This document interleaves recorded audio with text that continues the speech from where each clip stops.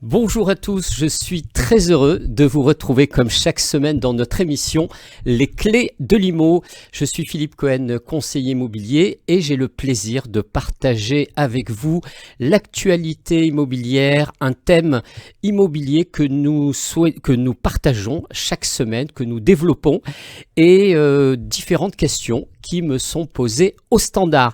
Allez, tout de suite, le sommaire cette semaine. Alors cette semaine, nous allons parler dans l'actu IMO, nous allons parler du DPE, comment est pris en compte le DPE quand on fait un crédit immobilier. Et votre loyer va-t-il beaucoup augmenter cette année en 2025? Le thème IMO de la semaine que nous allons traiter, comment calculer la plus-value immobilière quand on vend un bien. La question IMO qui est posée cette semaine par Sarah, auquel nous répondrons. Et ensuite, nous allons proposer un bien immobilier qui se trouve dans une résidence du 10e arrondissement de Marseille. Les clés de l'IMO, c'est tout de suite, c'est maintenant. Les clés de l'IMO, c'est tout de suite. Alors dans l'actu IMO cette semaine, nous allons parler des acquéreurs qui achètent des biens à rénover. Eh bien, nous avons certaines banques comme la Banque Populaire et la Caisse d'épargne qui réduisent le taux d'emprunt de 0,10 à 0,30 points pour les acquéreurs donc qui s'engagent à réaliser des travaux de rénovation énergétique. Et pour bénéficier de ces taux bonifiés, eh bien, il faut acquérir un logement qui est classé classe E, F ou G. Donc pour améliorer son diagnostic de performance énergétique et pour l'améliorer d'au moins de 2 classes sur les 3 ans à venir. Donc il est avantageux en ce moment de pouvoir réaliser donc des travaux sur des biens pour améliorer la classe énergétique. Deuxième point d'actualité, mesdames et messieurs les locataires, votre loyer va-t-il beaucoup augmenter? Eh bien, durant les 3 premiers mois de l'année 2025, les propriétaires bailleurs pourront appliquer une hausse de 1,82% maximum au loyer annuel de leurs locataires. Donc cet indice a été publié par l'INSEE du 15 janvier, donc qui est l'outil, qui est l'indice de référence des loyers et qui se base entre autres sur l'évolution des prix à la consommation au cours des 12 derniers mois. Voilà. Ensuite, dernier point d'actualité que je voulais partager avec vous, c'est le budget 2025. Dans la loi de finances, les mesures clés pour l'immobilier. Eh bien, donc, la loi de finances qui a été adoptée définitivement, donc le jeudi 6 février dernier, et ce texte comporte plusieurs mesures majeures dans le secteur de l'immobilier, parmi lesquelles on trouve l'élargissement du prêt à taux zéro à l'ensemble du territoire et aux maisons individuelles, ainsi que l'exonération des donations faites dans le cadre d'un financement d'un achat d'un logement neuf utilisé comme résidence principale dans la limite de 100 000 euros par donateur et dans la limite de 300 000 euros pour le donataire. Également donc les droits de mutation quand nous signons chez le notaire qui vont augmenter de 0,5 points. Voilà, c'est les éléments que je voulais partager avec vous sur l'actu IMO. Tout de suite, notre thème IMO. Alors, le thème IMO de cette semaine, prenez vos calculatrices, on va faire un petit peu de calcul. Prenez un crayon, un papier. Nous allons calculer la plus-value immobilière. Lorsqu'une personne vend un bien immobilier à un prix supérieur à celui auquel il a été acheté, eh bien la différence entre le prix d'achat et le prix de vente constitue une plus-value immobilière. Et ce bénéfice est soumis à l'impôt, donc ce bénéfice sur la plus-value. Mais comment se calcule cette plus-value immobilière exactement? Eh bien, le calcul de la plus-value immobilière, la formule de base est la suivante. Prix de vente, prix plus-value immobilière brute est égal au prix de cession moins le prix d'acquisition. Donc, plus-value immobilière brute est égal au prix de cession moins le prix d'acquisition. Le prix de cession, il correspond au montant de vente qui est inscrit dans l'acte de vente, donc diminué des frais engagés par le vendeur quand il a réalisé par exemple les diagnostics immobiliers ou il a dû payer des honoraires d'agence. Ça, c'est le prix de cession. Le prix d'acquisition, c'est le montant payé par le vendeur lors de l'achat du bien. Et à ce montant, on peut ajouter des frais d'acquisition, les frais de notaire, les droits d'enregistrement, etc., ainsi que les dépenses de travaux effectués par des professionnels, bien évidemment, avec facture. Et il est possible d'utiliser un forfait de 7,5% du prix d'achat pour les frais d'acquisition et un autre forfait de 15% pour les travaux après 5 ans de détention sans justificatif, même si aucun travaux n'ont été réalisés. Donc 2 forfaits qu'on peut utiliser en abattement, un forfait de 7,5% pour le prix d'achat et un forfait d'acquisition de 15% pour les travaux. Après cela, donc, on obtient le bénéfice net sur lequel l'impôt va pouvoir être calculé. Alors, on va prendre un exemple concret. Alors, sur un bien immobilier acheté à 100 000 euros il y a 10 ans et vendu aujourd'hui 150 000 euros. Le vendeur a payé 5 000 euros de frais d'agence, d'honoraires d'agence, et on n'a pas d'informations sur les frais d'acquisition et sur les travaux. Alors le prix de cession est lequel? Le prix de cession, c'est le prix donc auquel il a été vendu aujourd'hui, donc les 150 000 euros, moins les 5 000 euros d'honoraires d'agence, on a un prix de 145 000 euros qui est donc le prix de cession.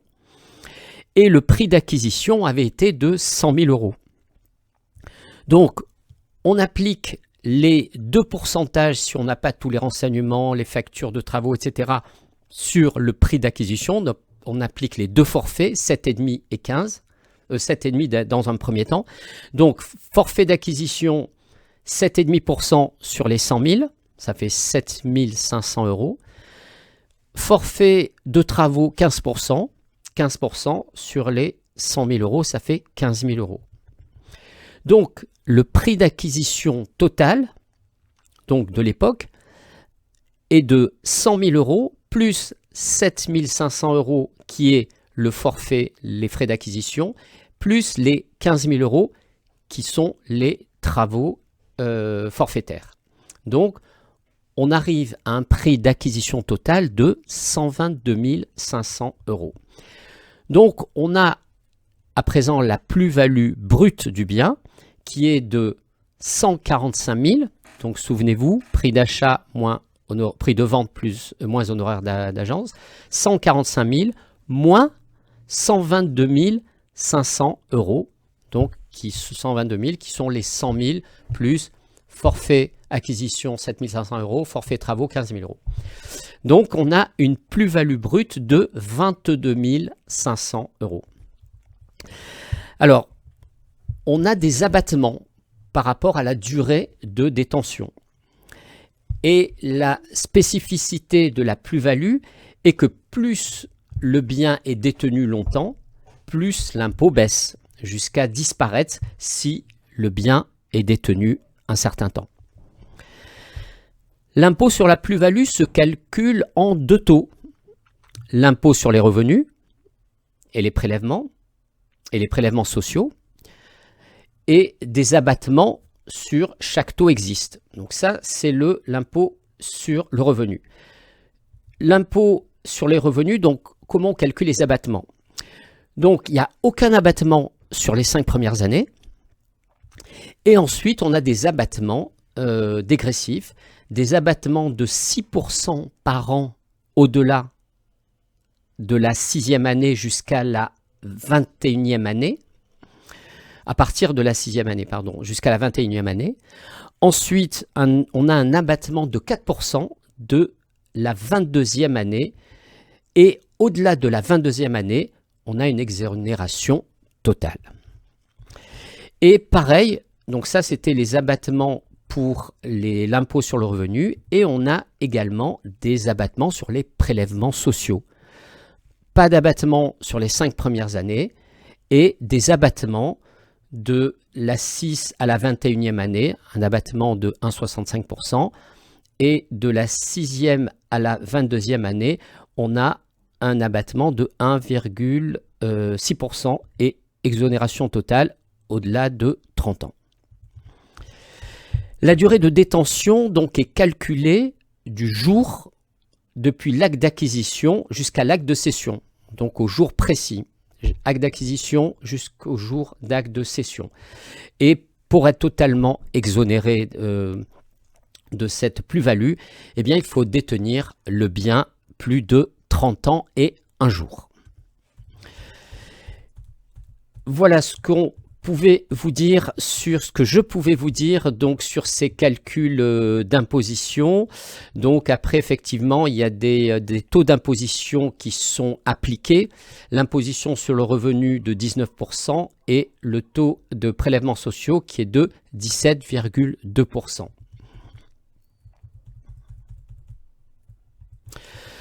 Alors, nous avons également des cas d'exonération de plus-value. Certains cas permettent d'échapper donc à l'impôt sur la plus-value, en particulier si la cession porte sur la résidence principale du vendeur. Bien évidemment, je vends ma résidence principale, je n'ai aucune plus-value à payer, même si je vends le double ou le triple du prix que j'ai acheté. Si le prix de vente est inférieur à 15 000 €, ce sont des moyens donc où l'impôt sur la plus-value n'existe pas. Si le vendeur est invalide ou à la retraite et qu'il justifie de faibles revenus. Si la vente de l'acquisition d'une résidence principale, donc si elle finance une résidence principale à condition que le vendeur ne soit pas déjà propriétaire de sa propre résidence principale durant les 4 dernières années. Voilà ce que je pouvais vous dire sur la plus-value immobilière d'un bien. N'hésitez pas si vous avez des questions sur certains points, on pourra y revenir. La question juridique IMO de cette semaine qui nous est posée, oui, c'était par Sarah. Une copropriété est gérée par un syndic bénévole, mais celui-ci, donc le syndic bénévole, c'est une personne physique qui habite la copropriété, mais il se trouve que celui-ci, qui fait office de syndic bénévole, vient de vendre son lot et propose tout de même de pouvoir gérer la copropriété. Est-ce que cela est possible? Eh bien, comme le prévoit l'article de la loi 1965 sur la copropriété, seul un copropriétaire d'un ou plusieurs lots de la copropriété eh bien, est amené à gérer et peut être syndic non professionnel. Donc, il ne sera pas possible, ma chère Sandra, pour une personne qui ne serait pas copropriétaire d'agir en tant que syndic non professionnel. Le bien IMO de la semaine, nous présentons dans le 10e arrondissement de Marseille, dans un bel écran de verdure d'une résidence fermée, sécurisée du 10e arrondissement sur l'avenue Pierre-d'Oise. Nous avons un bel appartement à la vente de 105 mètres carrés, un T5 avec 4 chambres. Donc, il n'y a pas de vis-à-vis sur l'extérieur. On a une belle terrasse sans vis-à-vis. Cet appartement donc offre, puisqu'il est en étage élevé, il offre une belle vue dans ce cadre verdoyant. On a vraiment une véritable vue panoramique et tout en appréciant le calme, on est tout à proximité des commerces, des transports, etc., etc. Cet appartement donc dispose donc également de 2 salles d'eau et donc l'espace est complètement optimisé. On a également avec ce bien une cave et un parking privatif qui viennent compléter ce bien. Le prix de ce bien est de 328 000 €. Voilà, nous vous y attendons ou essayez de nous joindre pour plus de renseignements, éventuellement une visite pour ce bien. Pour ma part, je suis très heureux de vos messages d'encouragement, de vos questions dans le cadre de cette émission Les Clés de l'IMO. Je serai ravi donc de répondre à vos questions. Si vous avez des thèmes à soulever, des questions à partager, n'hésitez pas. Vous pouvez me joindre sur le 06 07 32 22 04 ou sur le 06 02 720 307 ou tout simplement au standard de la radio JM. Je vous donne rendez-vous à la semaine prochaine. Toujours pareil, même jour, même heure et toujours de bonne humeur.